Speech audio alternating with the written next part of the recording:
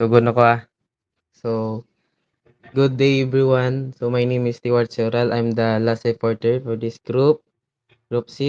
So, lawmaking a bill is proposed law. The following are the steps observed in the passage of the bill. So, next daw. So, number one kay preparations of bill.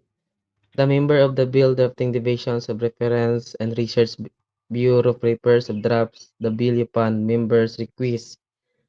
So, number one kay Chati na wala lagi. Preparations of bill. So, sa ani nga stage ang member sa Congress maghimo og proposal para sa usa ka balaod.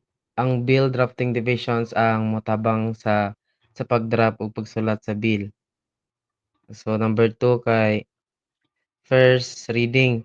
The bills is filled with the bills and the index service in the same of the numbered and reproduced 3 days after is filing. The same is included in the order of the business for first reading. On first reading, the Secretary General reads to and num title and number of the bill. The speaker refers the bill to the appropriate committees. Isa na ako nagbasa tanan. So committee and considerations and actions. The committee where the bill was referred for evaluates it to determine the necessity of conducting public hearings. If the committee finds it necessary to invite resource persons from the public and the private sectors, the academy and experts of the proposal legislations. So isa na ko ano. So first reading dinhi i-file og i-number ang bill basahon sa Secretary General title og i-bill ang number. Humanana i-refer dayon sa appropriate committee para ma-review ug ma-study pag-ayo. So dira committee of considerations and actions. Sa committee tan-awon kung kinahanglan ba nga i-public hearing, kung kinahanglan mag-invite sila og experts og ubang tawo para makahatag opinion og informations about sa proposed bill. So next. So third, second reading, the committee report of registered and numbered by the bills and the index service. It is included in the order of the business of refer to the committee on rules.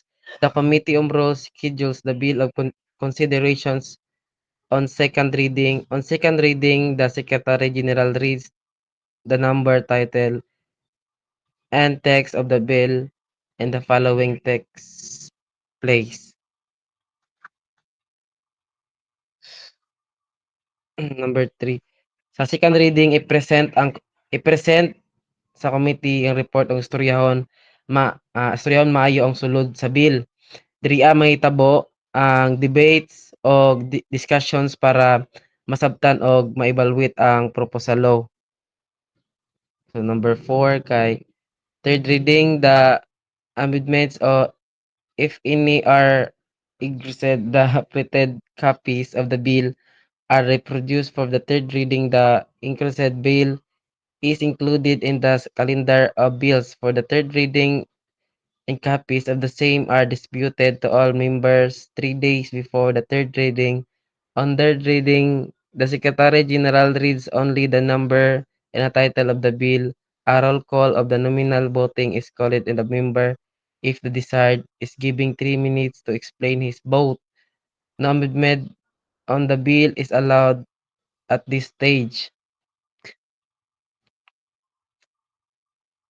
Sa third reading no, sa third reading final na ang bill, basahon na lang sa title ug number niini og mag-voting na ang mga members, dili na pwede magdugang og amendments sa ani nga stage.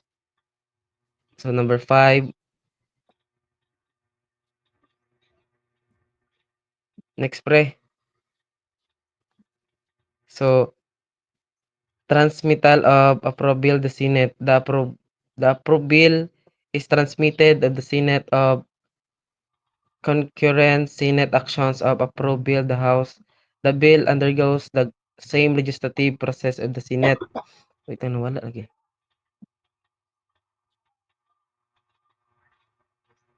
Basahan ko tanan.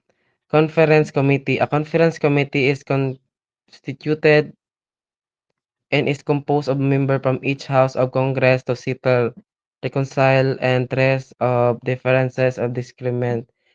These agreements on any provisions of the bill. The conference are not limited to reconciling the differences in the bill but may introduce new provisions german to the subject matter of my report out on entirely new bill of the subject. Transmitted of approval bill to the Senate. Kung mag-approve ang bill sa House of Representative, ipadala kini sa Senate para ilang ma-review og maaprubahan usab. So sa conference committee, kung ang lahi ang version sa House of Senate, mahimog og conference committee para ma-settle ang ilang differences og makahimo og final version sa bill. So number 6 pre. So kumayo eh. Transmittal of the bill to the President. Copies of the bill signed by the Senate President and the Speaker of the House of Representatives and certified by both of Secretary of the Senate and the Secretary of General of the House are transmitted to the President.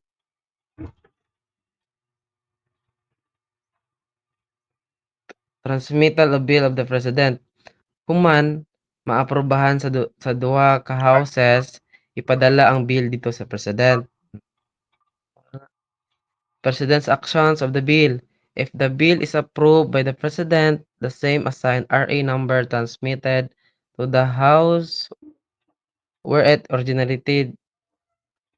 So, President's actions of the bill. Kung permahan sa President ang bill, mahimo na kaniyog official law og Tagalog Republic Act number.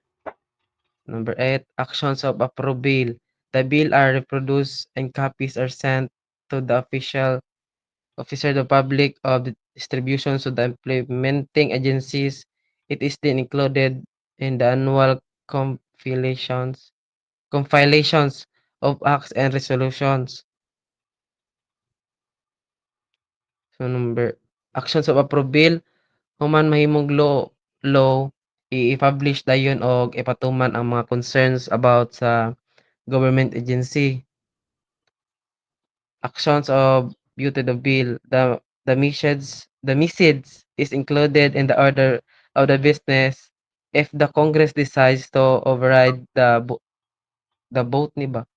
The houses of the Senate shall proceed separately to reconsider the bill of the both items of the bill.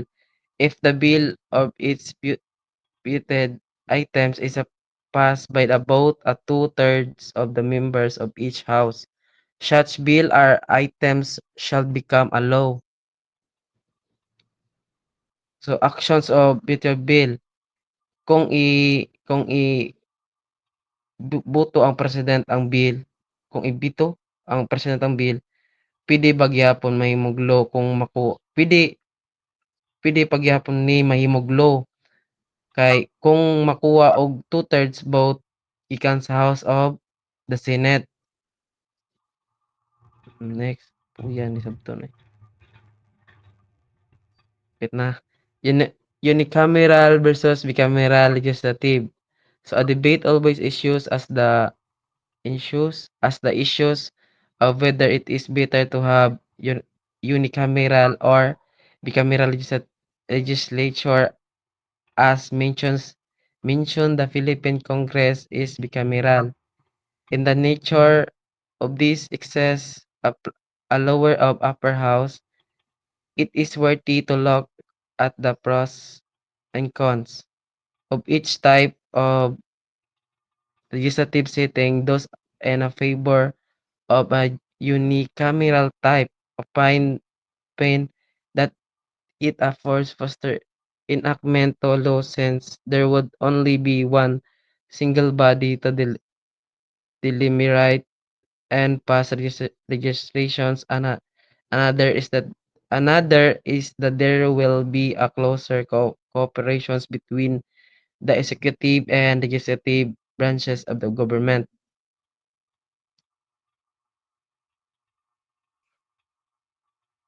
So diha kay unicameral versus bicameral legislature legislature. Ang yu- ang unicameral legislature na isa ka legislative body, mas mas paspas ang paghimo og pag-aproba sa mga balaod. So, samtang ang bicameral legislature naay duha ka houses, ang Senate ug House of Representative. Mao ni ang ginagamit sa Philippines, advantage siya bicameralism. So, next. So, number one kay an upper house is the body that's look at problems but the nation's perspective that those service serves as a check on perennial tendency of the body elected by districts. Number two, kay bicameralism allows for a more careful study of legislations, and number three, bicameralism is less vulnerable to attempts of the executive to control legislations. So diha kay una, ang Senate makatabang sa pagtan-aw sa mga isyu gikan sa nation's perspective. So ikaduha, mas careful ang pag-review o pagtuon sa mga sa mga proposed laws. So ikatulo, mas lisod kontrolon ang legislature tungod kay duwa duwa ka houses ang kinahanglan nga moaproba sa balaod. So conclusion ani no, to conclude ang bill moagi og daghang proseso para masiguro nga masiguro ang law nga mopasar makahatag og kaayuhan sa katawan. That's all. Thank you po.